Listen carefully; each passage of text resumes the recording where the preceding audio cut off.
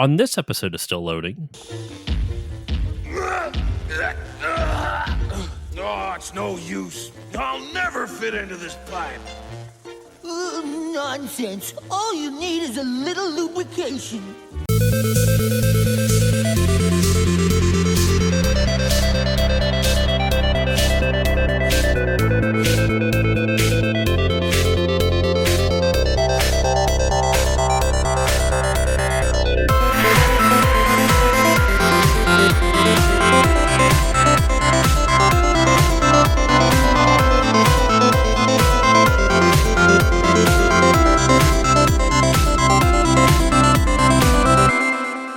Hello, everyone, and welcome to this new episode of the Still Loading podcast. I am your host, Josh Koval, and today my buddy Dexter is back. Say hello, Dexter. Hello, everybody. Welcome back to more Captain N.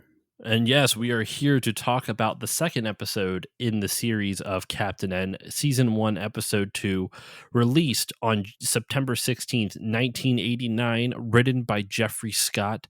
And this episode is called How's Bayou? The first episode, I don't even think we mentioned it. It was Kevin in Videoland, but not that it means much. So this episode is as well. So you're right. You're right. They put it right on. They put it right on the head. Put the whatever. I can't speak. Got it right on the head. What's that expression? Yes. Why can't I think of it right now? On the head. Yeah, that's what I was trying to say, and for some reason I just could not do it. The first thing that stuck out to me in this episode is the opening line from the narrator goes, "Mother Brain is using her trillion brain cells to find Captain N's weakness." And if a trillion brain cells, so far, we've watched the first 3 episodes total so far in this.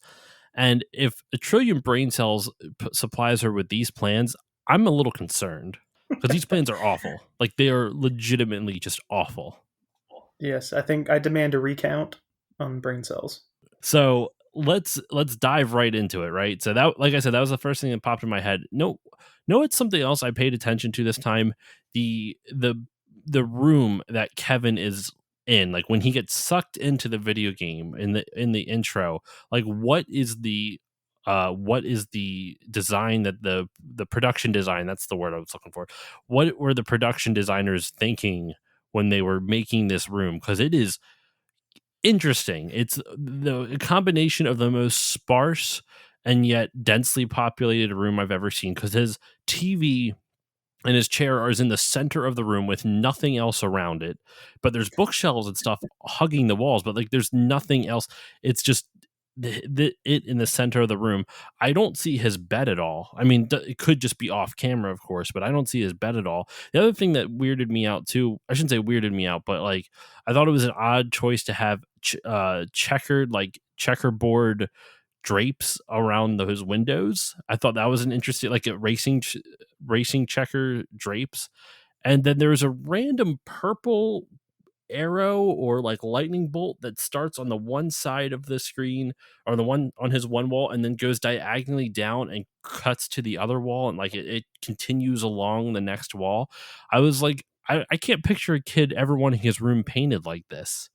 Yeah, they definitely, like, if you were to ask, if someone asked you like what was 80s aesthetic, I think you could probably just take a snapshot of this room and show it to somebody. It's so like generic, and like you said, the black and white, it was just shapes, like neon colored shapes and lightning bolts. And what were they Solo cups, Dixie cups, that like teal and purple?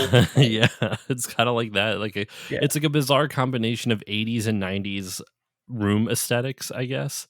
Yes. And you get a better view of his room on this episode too, because Mother Brain's plan is trying to find some of Captain N's weaknesses, some of Kevin weaknesses.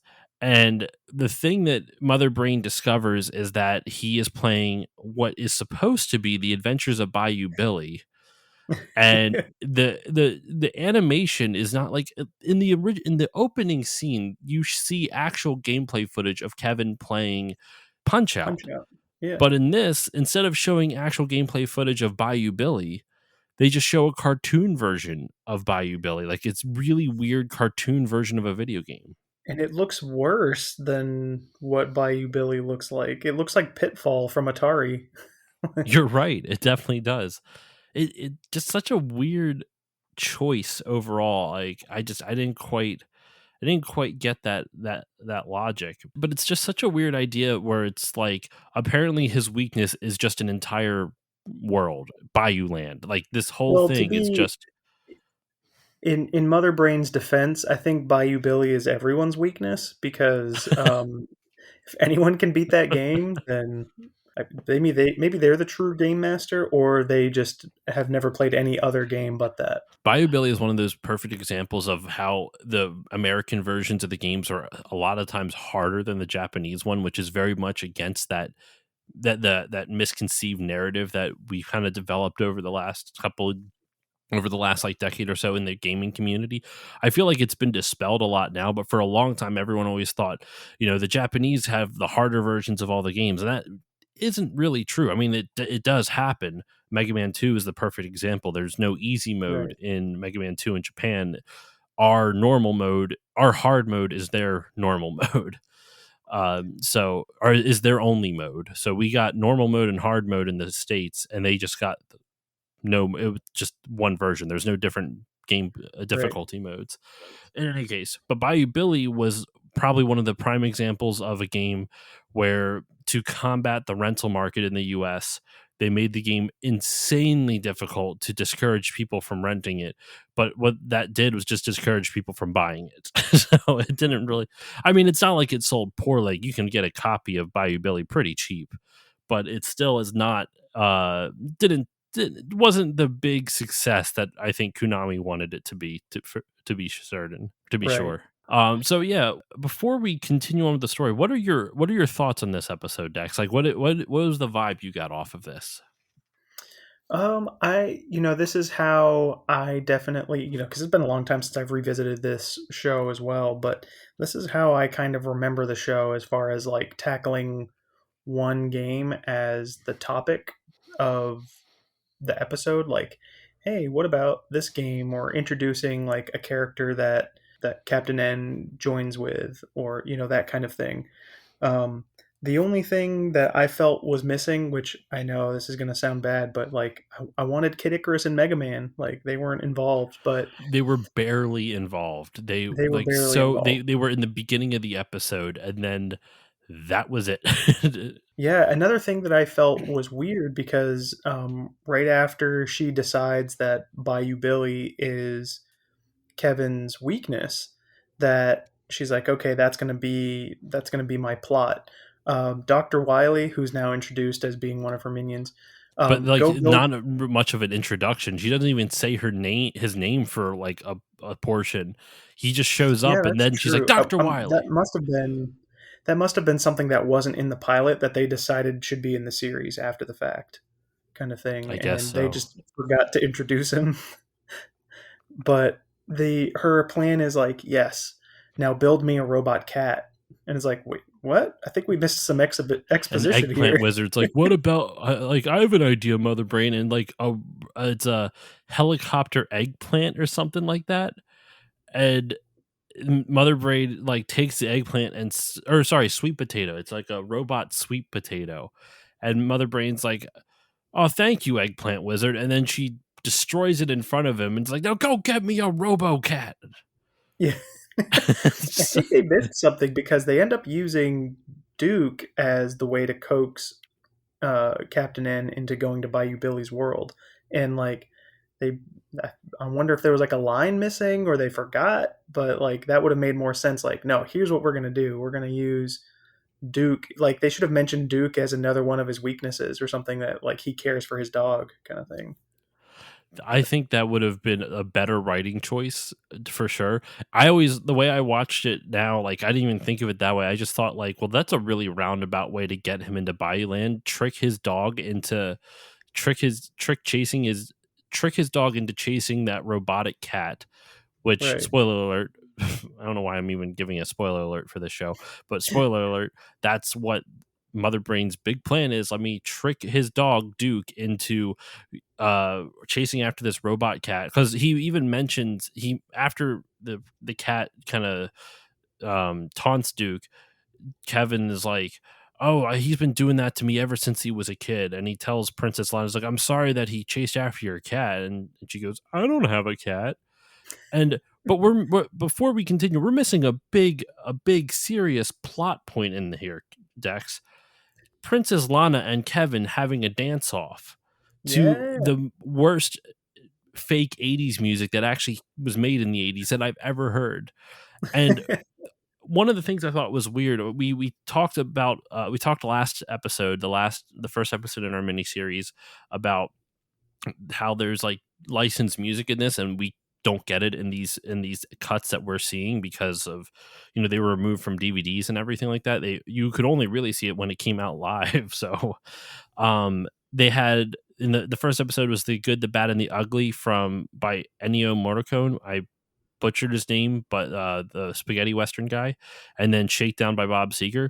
This episode, somewhere in it, has Born on the Bayou by Creedence Clearwater Revival. Makes sense. Bayou Billy, Song about the Bayou. Right. But what I thought was weird is the next episode that we're going to talk about, and I'll bring it up again when we talk about episode 3. The featured song in that is Thriller by Michael Jackson. Well, in this episode, Kevin does a moonwalk in midair using his quote unquote Captain N powers, which of course is not explained in the slightest.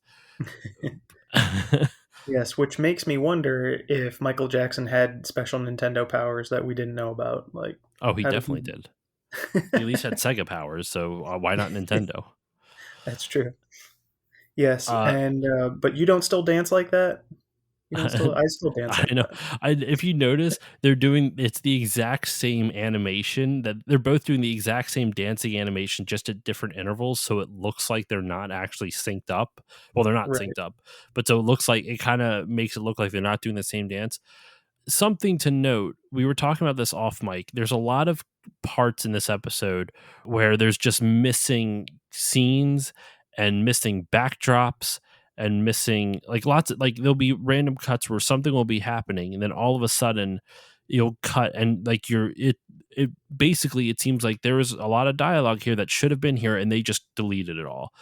The reason I'm bringing this up now instead of later, Dex, is because I'm looking at the notes on Wikipedia, and it has it in the note. The original airing of this episode was an unfinished version, which included some shots missing their backgrounds.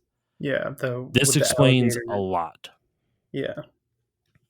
Yeah, because like, especially like when you do meet Bayou Billy, you first meet his pet alligator, but they're completely missing the scene that shows Bayou Billy rescuing Kevin from the pet alligator.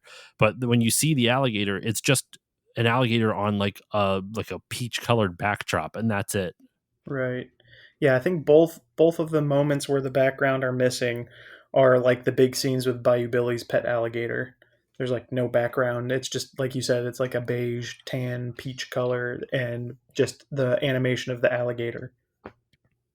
It's so weird. It's such a like. Yeah. Why would And from what I understand, that's the same with the DVD, that they used the original broadcast version, which was missing those backgrounds, rather than the completed version that they used for syndication. they're being authentic? They're being authentic. That's what it is. So yeah, so they so Mother Brain's big plan in this episode is to lure Kevin into Bayou Land by creating a RoboCat that will then taunt Kevin's dog Duke into the portal, into the warp zone, excuse me, for Bayou Land, which will then cause Kevin to chase after Duke into Bayou Land, and that's how they're going to trap him, because he's apparently bad in Bayou Land, which sounds like another movie, Bad in Bayou Land. Like, I'd I could watch it. totally picture that being like a crime drama from the 70s. Yes, absolutely. So yeah, that's the layout of that, or that's the setup for this episode. That is the arching plot of it, as if you can call that a plot, to say the least. What are some things that stuck out to you so far, though? I would say that the speaking of sticking out, the transition of Eggplant Wizard and King Hippo being sent to go take Yes, to to chase finish the after job. Kevin into Bayou Yeah, Land. I'll 1 second. I'll let you go into more detail with that. That is the sound effect. The sound effect you heard at the beginning of this episode is clipped from the scene Dex is talking about right now. Continue, sir. So to get into the warp for Bayou Land, where they are, is smaller of an opening than King Hippo and Eggplant Wizard can fit into. So there's a tossed salad joke and a loop joke. So I would love everyone to experience this for free on YouTube. Check that part out. I will I'm I not will sure include the how I audio want of that to. whole scene. I'm dancing around the jokes of this episode that I don't know if the creators intended to occur, but yeah, there's some Oh no, they they're intend. arguing Are you about kidding being able me? to fit through the hole. What's that? I was like, no, are you kidding me? They definitely intended those jokes to occur. They're talking about lubrication and tossing salads, okay? Like there's no way that you could skate around that joke. Like I said, I will insert a clip of that whole scene, like the audio of that scene right here. Oh, it's no use. I'll never fit into this pipe. Nonsense. All you need is a little lubrication. Lettuce is green, tomatoes are red. Turn King Hippo into a salad head. Hey, this ain't lubrication. Into the pipe without any toil. Abracadabra, vinegar and oil. Toss your salad. Vegetable! And my mind is never the same. I get, Eggplant Wizard and vegetables, and like as you see throughout the episode and throughout other episodes, like when he gets hit or like bumps into something or falls, like vegetables just kind of like Like pop asparagus out and of him. shit just flies everywhere. Exactly. Yes, it actually, funny enough, reminds me of Punch Out with King Hippo, like especially in the newer version of Punch Out when they get hit and then like stereotypical things fly out of them, like um, Glass Joe being from France, when you punch him, like croissants pop out, like Eggplant Wizard, like that, just vegetables pop out. I did not know they did that in the new. I didn't play the new Punch Out game for the Wii. Right, that's the one you're talking Oh yeah, about. yeah, it's great. That's kind of funny. A little like I can't say that just stereotypical. I guess that's what it'd be. Stereotypical. I was going to say you can't be racist necessarily in that instance. It's just countryist. Like this is what happens when you hit a French person. They just spit croissants everywhere. Yeah. I think the term nowadays is problematic is the word we hear. That's the word. It's Yeah. problematic. It's But a slightly. It's funny Punch though. Out. It's all in good fun. We love Punch Out. So Kevin goes into Bayou Land to chase after Duke, which leads to one of my favorite lines ever uttered in a cartoon. He pops his head out of the warp zone, which is in the middle of a swamp. So it's like he's just coming out of swamp water, and he just starts yelling, "Dookie!" That's the first. That's how he like announces himself to this world. He just yells "Dookie" at the top of his lungs, trying to find his dog, and then he says "Duke" afterwards. But I'm just kind of like the writers totally just put that joke in there on purpose, just to be Yes, like, "This is stupid." yes. If the ones with Eggplant Wizard and King Hippo were on purpose, that definitely was too. This also leads into, I think, anyone that grew up in the 80s, 90s on these cartoons, leads into one of the reasons that we have an irrational fear for quicksand. Hmm. There were so many cartoons at this time that, like, someone gets sucked into quicksand or falls into quicksand, like, oh no, I'm stuck in quicksand, which, like, I've never ever seen quicksand in my life, but with the amount it showed up in cartoons, You'd um, think we would just walk into that shit left and right. yeah. Yes, the moment you let go of your parents' hand, you're just going to walk into some quicksand. You're right, it was such a weird plot device to like scare, like as a danger, as a conflict, a way to scare kids who are like, oh, will the our hero get out of this jam this time. And even with quicksand, apparently it's the likelihood of you actually dying from quicksand if you get caught in it is surprisingly low because it apparently only really like is a couple feet like deep or something like that. It only gets bad when you start like kicking, and then it creates more space for the quicksand to fill in more, and then you're just creating a larger pocket for you to sink in. But for the most part, you don't have to worry about it. It's just funny. That's what the perception is. And when I was a kid, dude, I kid you not, like quicksand was a major fear of mine for a long time. Like just the idea of like there's just ground that can just swallow you whole. That's fucking terrifying to a kid. Because And it imagine looks like like because then you regular just think ground. and it looks like regular ground. You can't tell the difference, and all of a sudden it just starts eating you. Like that's terrifying. So I remember even as a kid, I would go outside and be like, "Oh God, is there any quicksand over here? Like out here?" Me saying that in the middle of Pennsylvania, like like in the middle of the summer where it's not like there's nothing here to do that. We don't even have sand unless we ship it in somewhere from You don't even somewhere. have slow sand. I know, right? Let alone quicksand. And I did think it was interesting that I always find it weird when like TV shows will have characters fall through quicksand into. I shouldn't say weird, but I find it interesting that like they do a fake out with the quicksand where instead of someone coming to save the hero, it'll be they'll just fall through and then all of a sudden they're in a cavern somewhere. They actually Yeah, do that again in the next episode, and we'll explain that in more detail. So they pull that gag that's right. twice. If you think about it, they pull the quicksand thing twice, but this one admittedly has higher stakes than the other. You're right. Like quicksand thing is such an. You know what would be fun? Let's see how many kids cartoons in the 80s through 90s use quicksand as like, or let's go back to the 70s, 70s through 90s. How often was the quicksand gag or trope used? That is a great question. There needs to be a website dedicated to this, like Saturday Morning Um, Quicksand.com. Saturday morning quicksand. Copyright Dexter and Josh. No Yes. one else. We're sitting on that right now. So he falls through the quicksand after looking for Duke. He falls through the quicksand and he falls down, and that's when you first see the alligator. And when he tries to, fight the alligator, it doesn't his power pad, which is his NES controller, doesn't work. And he goes, "Oh, the quicksand zapped all of my power." Which why? Like, there's no reasoning for. No, actually, in thinking of controllers, though, one thing I noticed at the beginning of the episode when he's playing Bayou Land in the real world, he's using an NES Advantage, like the joystick, right?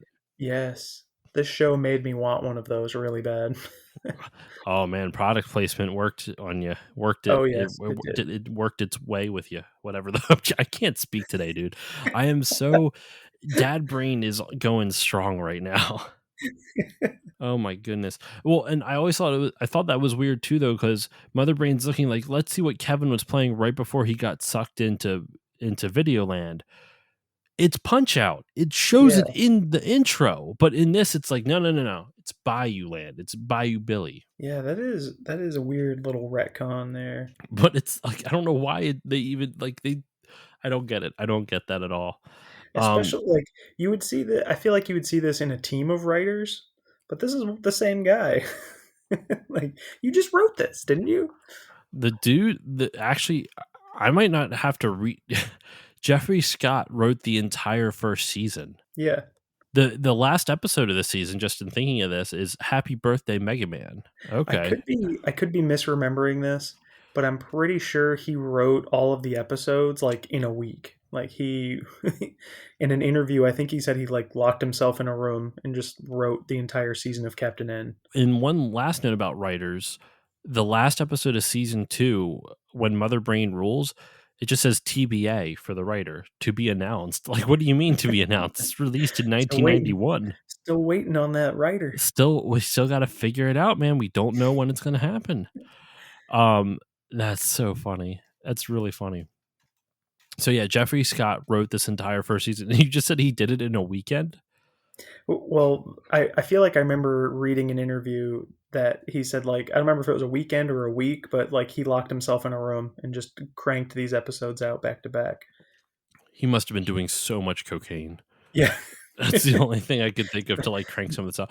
You know, with Yes, with this given the said though, 80s. just oh my gosh, right? But Yeah, with all like this kind of bad reference, with all the bad references mentioned, I'm genuinely surprised sometimes at how well they incorporate some of the video game stuff in this. yeah, There's some elements where I'm like, wow, this was actually super clever and not really that bad. Like, I don't think it's necessarily the writer making the decision. There was something in the third episode which I can't remember now, where I was like, that's actually really clever. I was pleasantly surprised by it. But in this one, it was the use of the Metroid music as they're going to the warp zone to get to Bayou Land. I was right. like hearing it. I'm like, this fits really well, and it's actual Metroid music. They're not just taking the sound effects, which because every lazy video game show in the 80s and 90s would just take sound effects from the games and be like, look how much like a video game this is. And it's obviously not. Like this, I actually think did a pretty good job of making it feel like it's part of a video game, even though it's like not great at it, but it's the best that I've seen, at least in my opinion. Which that is a great segue into after being attacked by the alligator, Bayou Billy is the one that saves Kevin and explain like, oh, that's my pet alligator. And the exposition happens, and Bayou Billy agrees to kind of be the mentor for Kevin throughout the world, You throughout are his world glossing there. over though. I was And just going to say they you. even Oh, use the sorry. Bayou Billy music. That was the They perfect opportunity. I'm guessing that's where the CCR music comes in there down in the Bayou. But the Bayou Billy music is so amazing. I mean, it's Konami, so of course they've got great music. But that would have been a great place to hear the Bayou Billy music. I mean, like they hit the mark sometimes and don't hit it other Yeah. times, and who knows? I was going to say though that scene though I was trying to say is that that's the first time you really notice like some cut scenes. Like you Oh you yeah. notice it before. Like if I watching it like a second and third time, I noticed it like in the beginning when the princess is going after Kevin to save him in Bioland, and she tries to get Simon to help her, and there's some scene cuts out where she asks Simon, he goes, I'm not going to go. And then she walks away and he goes, see that, Simon? She's begging. She just begged you to help. And I'm like, no, she didn't. She just walked away. So I'm Yeah, they pretty sure missed a, that's a a scene. cut line or something. I guess so. But in the scene you're talking about where you first meet Bayou Billy, that's the first scene you really see like what we mentioned before, where there's no backdrop. It's just the cell of the alligator being animated. And you see that, and all of a sudden it cuts to Bayou Billy holding the alligator, and it's like they are in the middle of a conversation that started like 5 minutes prior, and you're just hearing it all now. It's very Yeah, strange. It was very disorienting when I first watched it. Once I think yeah, I even mentioned it in the last episode. It's just one of those things where back in the 80s, you're like, kids are stupid. Who cares? And it really feels like that's their logic in this situation too. yeah, yeah. And it could be it could be cut stuff, but I was mentioning before we started recording that like I also wondered how much of this was like, hey, we went over by we got another cinnamon toast crunch commercial, so we got to cut 30 seconds. So they were pulling 5 seconds, 8 seconds from here and there throughout the episode, and so then it just like fits together really weird. Like things feel rushed, or like you said, it feels like we showed up late into the conversation. Like, whoa, oh, we're talking about something different now. And it happens a bunch of times throughout this episode. Like even in the next scene with the training montage with Billy and Kevin, there's a couple times where it just feels like stuff is missing. And let me tell you that the music they chose for that is like the biggest rip off of why can't I think of the song all of a sudden. It's it's like a rip off of a combination of like what if Michael Jackson did Danger Zone is what it feels like. Doom, doo, doo, doo, doo, doo, doo, doo, doo, doo, doo, doo, doo. I think that's what they end up using It's for very all of odd. their. I think they use that for a lot of their removed montage music. They keep using that You same hear track. I've heard it a lot already in in the 3 episodes we've watched, or at least I first heard it in this one and again in the third one. We'll see Mhm. what happens with the fourth. Something that is interesting to note though, this whole first season was produced by Haim Saban by his animation house, and then the second and third season was done by Deke. That's right. I forgot about that. I was thinking the I whole thing was by Deke. But Well, yeah, supposedly Saban did the music for this first season, supposedly, which I thought like was odd. this remade music, you mean? I don't Or the know. It says composers Haim Saban for season one. as I Apparently, he's the composer for season one. yeah, Sorry, Haim Saban, and then Shuki Levy, which I'm assuming is also someone he worked with with yeah, Saban Entertainment. yes. Yeah, I know Saban is a very eccentric rich person, so Yes, he sounds like is. something he would do as far as like I'm gonna make my own music for this. Such a strange. I mean, to be fair, this was also before Power Rangers took off, and while he did stuff Yeah, around like Power Rangers is what made him as wealthy as he is now, and Power Rangers yeah. weren't out in the States just yet. So, Believe it or not, um, this was before he decided to start like you can make this cheaper because I think X-Men '92 was like the big victim of his like I can do this cheaper. So that show suffered the most from his change in philosophy. in a weird sense, like it's crazy how someone whose whole philosophy was like, let's make this actively worse, made such a large footprint for good in terms of kids' memories. Like such nostalgia for so many kids. But his Yeah, whole philosophy is like, let's just make this actively worse. And like you don't. It's kind of a weird. Like as an adult, it's a weird mixed feelings. Like I love this stuff, but at the same time, this guy, I don't know about him anymore. yeah. So much of the things that he brought are ripe for reboots and remakes because the franchises that he brought or put in front of our eyeballs basically they're all great. Power Rangers, this, like you were saying, but revisiting it, it's like there's so much better we can do now when you actually do try and actually do put a budget. Like, so if anyone's listening that has strings they can pull, Captain N. I mean, I know they're trying. I think Hasbro owns Power Rangers now, so that's why we haven't had another movie. But Well, there was a movie that came out like a couple of years ago.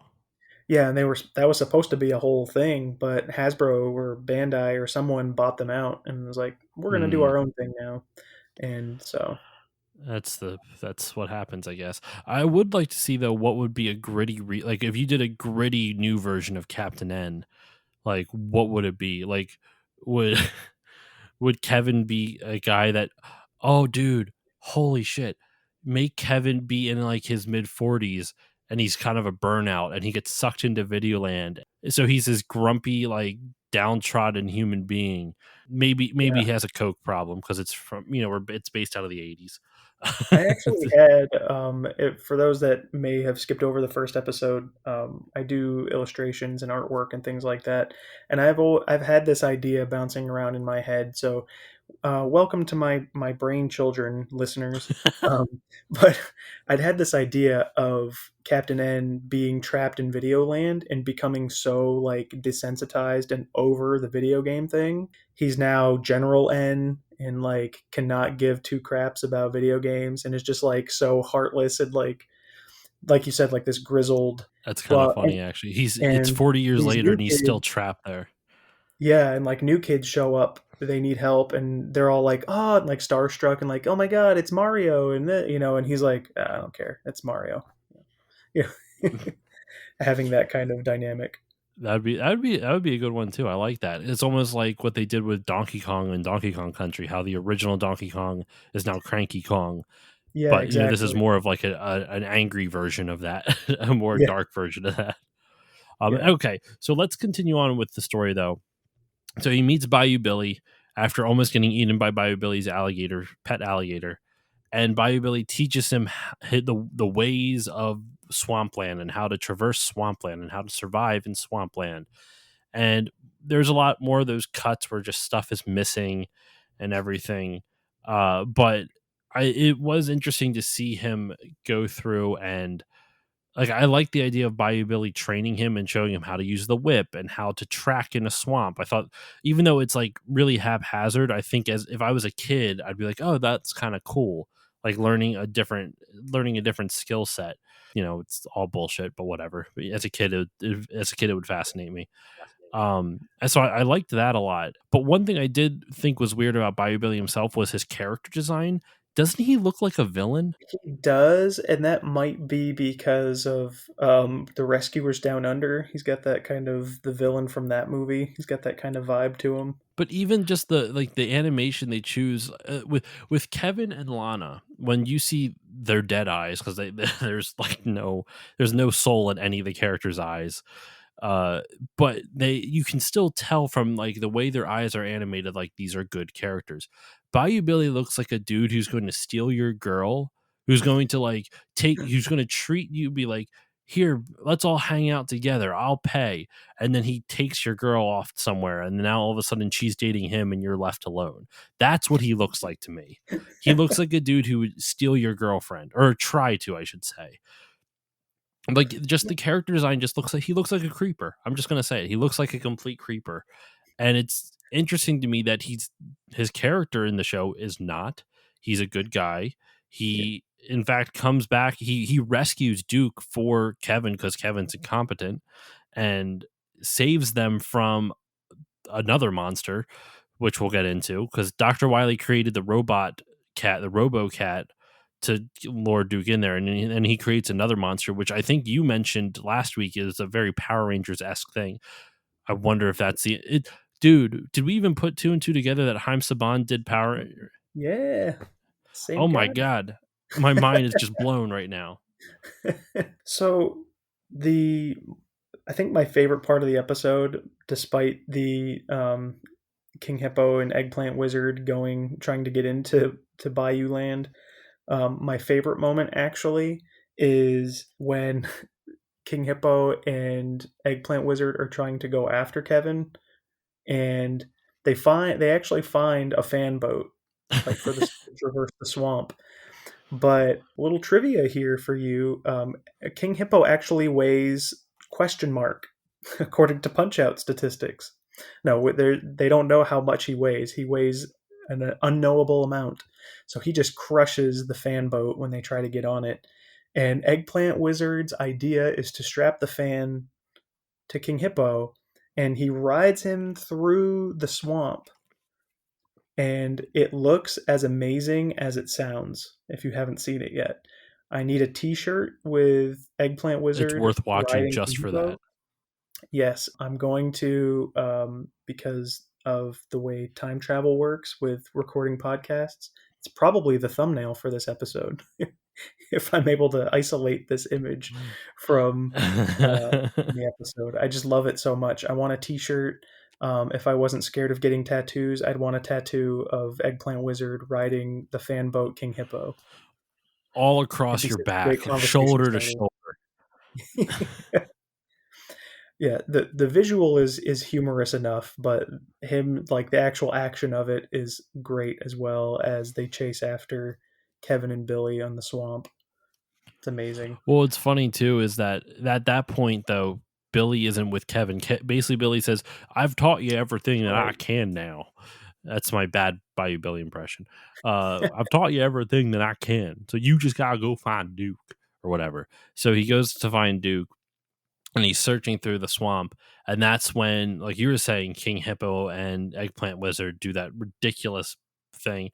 But so Kevin dodges, they're like, there he is, and they try to run him over, and Kevin dodges it, and then there's another alligator. So he jumps on top of the alligator, grabs a vine from off screen, and puts it, like, almost loops it into the alligator's mouth. So he's holding both sides of the vine, and he's like pulling back on the alligator's head while the vine is in its mouth. If that makes any sense, that you can, like, if you can picture what I'm talking about, props to you, because I'm having a hard time explaining this. Yes. But and then he And goes, somehow alligator water, Power Pad. what a concept. The Power Pad, like, someone had this visual. I'm guessing the writer Jeffrey Scott had this visual of using the alligator as a jet ski, because otherwise, no idea. And for some reason, pressing the B button on his power pad creates the thrust, and it becomes a chase scene. So there's no jet skis in this jet ski chase. It's King Hippo as a jet ski and an alligator as a jet ski. And all the time this is happening, back in Metroid Land, Mother Brain commissions Dr. Wily to create a monster that will go after Kevin.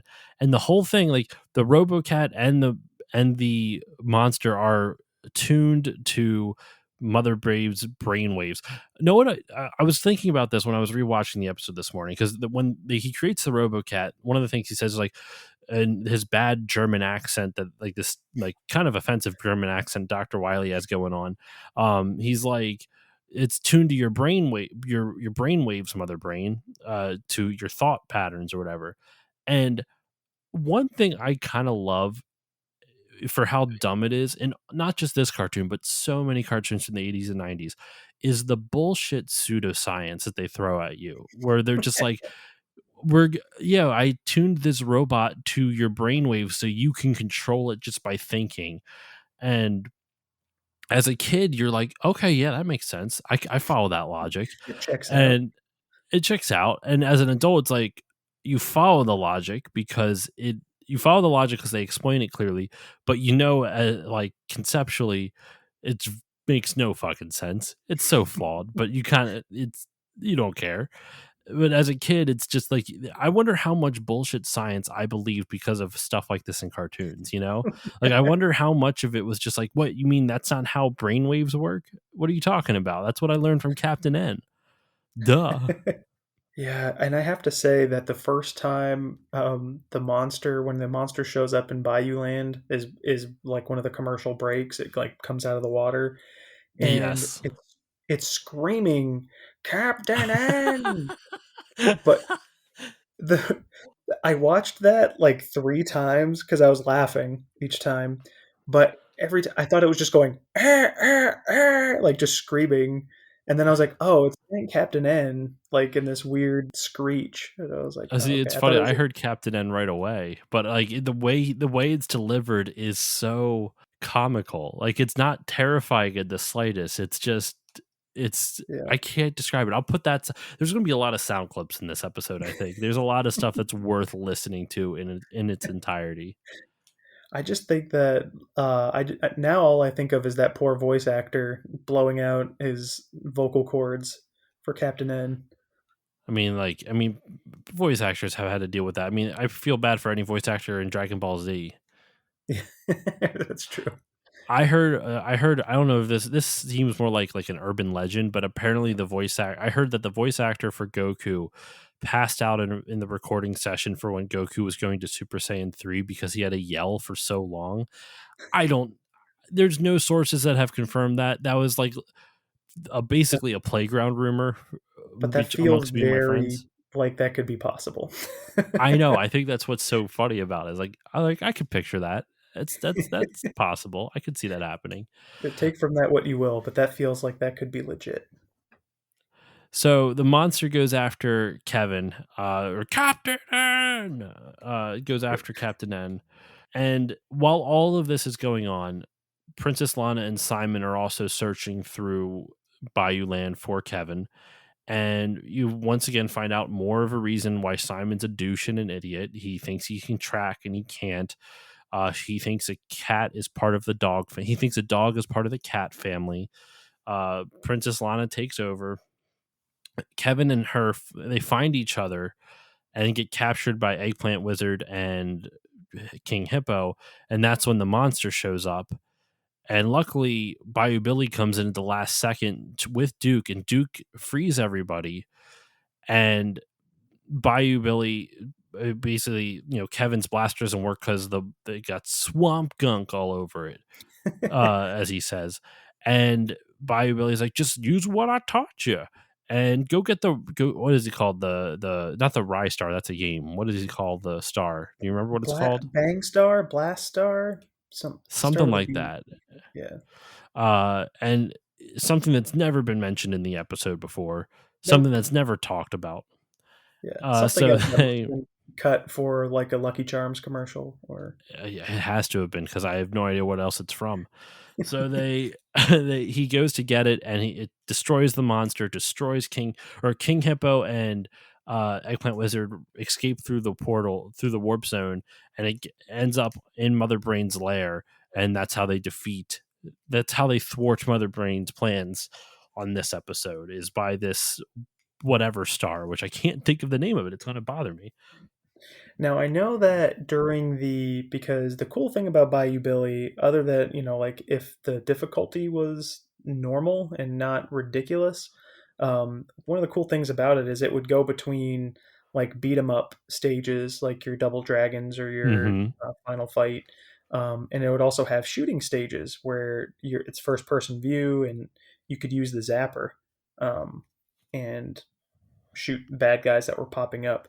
Now, I know that there were little star items that you could shoot, and I think those like cleared the screen when you would shoot those. And I think that that's what they were going for in this Did they just call it? episode. I don't think he called it the Power Star, right? I don't No, I think. like I said, I think it was like a B word. I thought it was like blast star or Hmm. Well, bang star. listeners, you're just going to have to go watch the episode for yourself and Right? tell us what we couldn't remember in the Yeah, and I thought comments somehow. I thought it was actually kind of a cool concept that the star followed all the bad guys around, and it even followed Eggplant Wizard and King Hippo through their warp because it needed to wipe out all the bad guys, that were there. And by it following them in there, that's when it takes out Mother Brain, like you were saying. Hmm. But obviously not permanently because she has to come back for the next episode and the following Right. episode and the episode after that. And is Mother Brain the villain of the entire series? Like that's always who they're Yeah. going to be fighting? Okay. Hmm. I figured as much. I didn't think they would I don't add think they someone ever new. It's had not. a Lord Zed. I don't think they ever Yeah, that's had what I their was thinking. version of Like, it. did I ever tell you that I actually got to meet the voice actor for Lord Zed? What? No.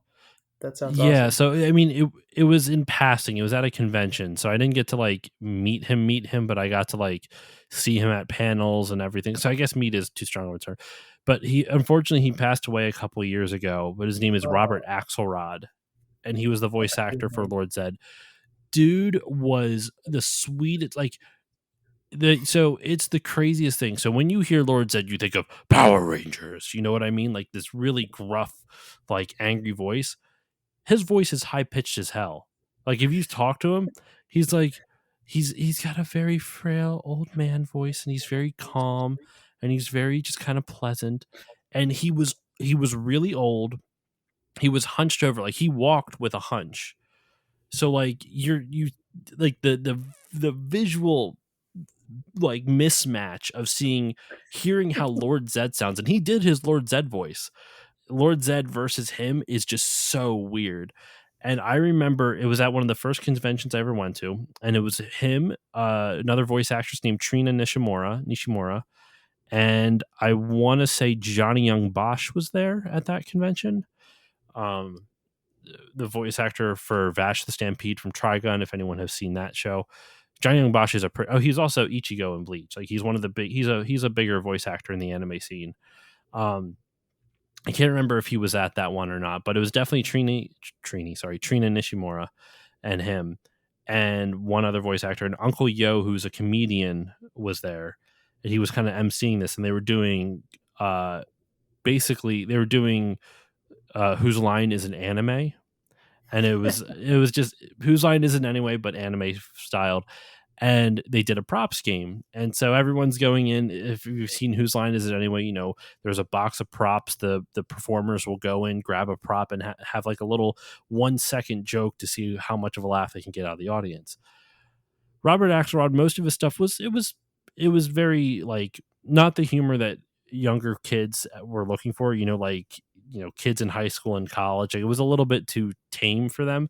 But he had one where it just we weren't because we weren't expecting. He was nice, but it just not it wasn't as funny as what the others were doing.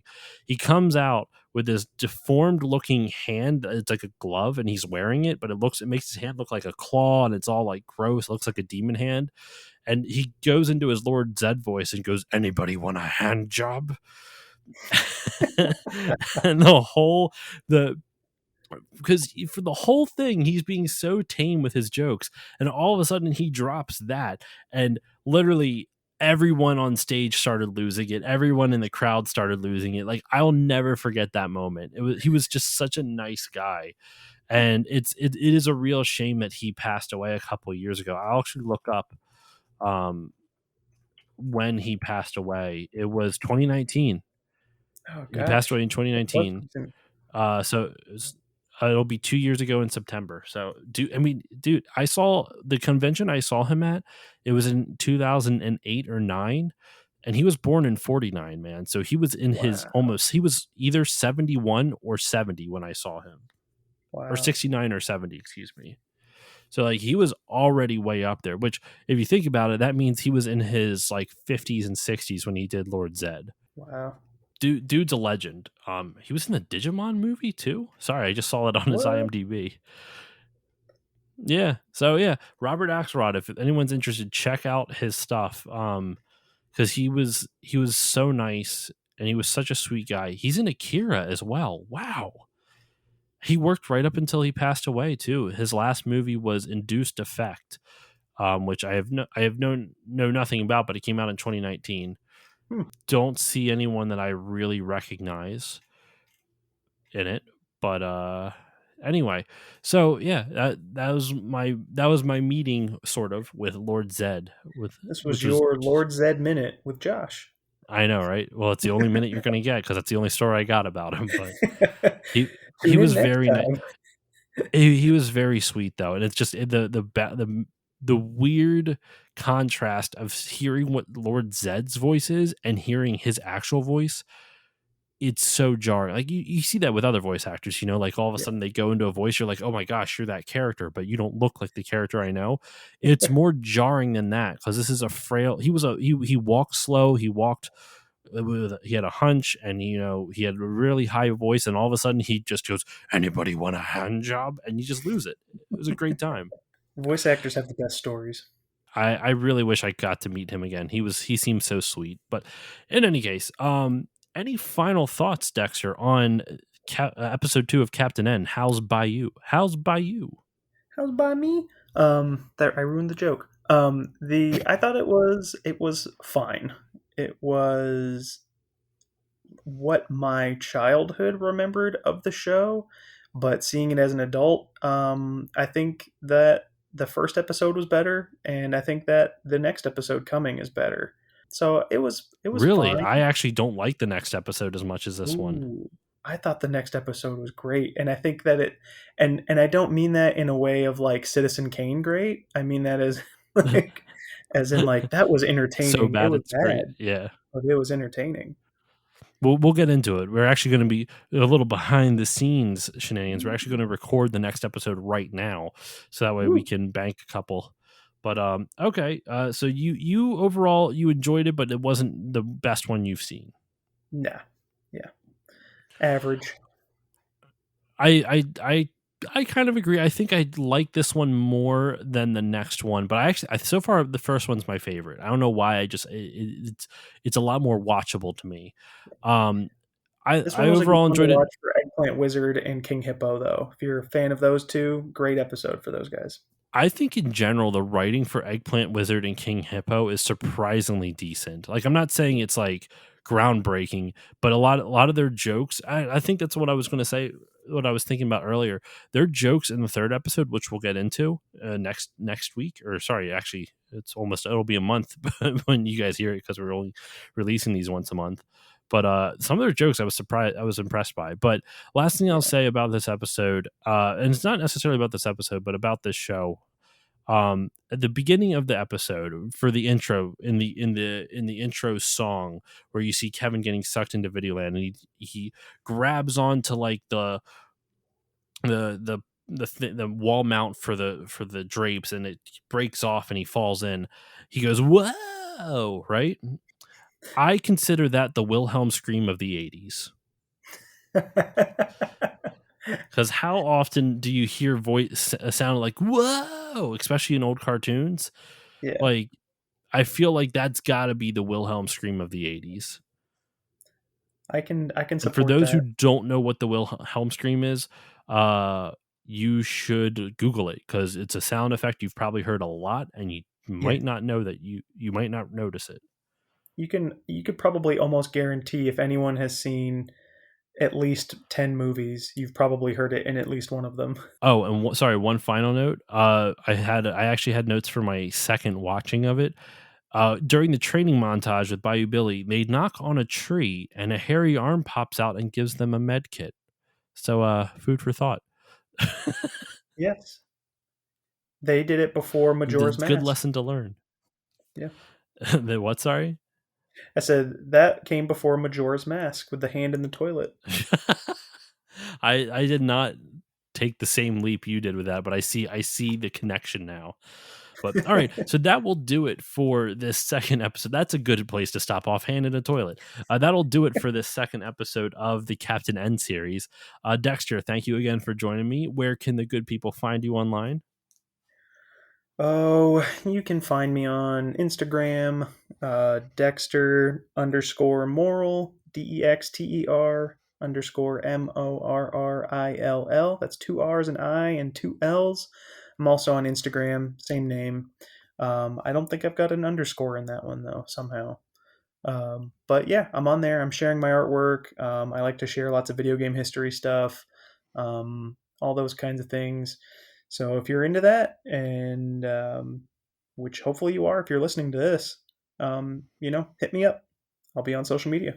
All right. And as for me, you can follow me on Facebook, Twitter, and Instagram at StillLoadingPod on all of them. If you want to reach out to me, you can email me stillloadingcontact@gmail.com. If you want to support the show, there's a couple different ways you can do that. Probably the easiest way for you, and honestly, probably the most beneficial for me, give it a 5-star rating and review on Apple Podcasts or whichever podcasting app you use, because that helps more people find the show.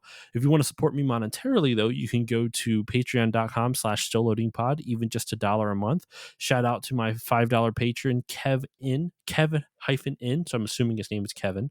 And if you do that for the people on the $5 level, I'll give you a shout out in the episode. I actually have to rewrite all my patron stuff because I don't remember. I don't have any good rewards just yet, so I will rework that. In any case, the most important shout I have, though, is the Bit by Bit Foundation is a nonprofit organization whose mission is to put video games and video game consoles in the hands of children receiving inpatient care at hospitals. So if you want to support them, go to bitbybitfoundation.org and consider donating. And that will do it for episode 2 of the Captain N series. Dexter, thank you for joining me. Thank you, sir. And we will see you all next time.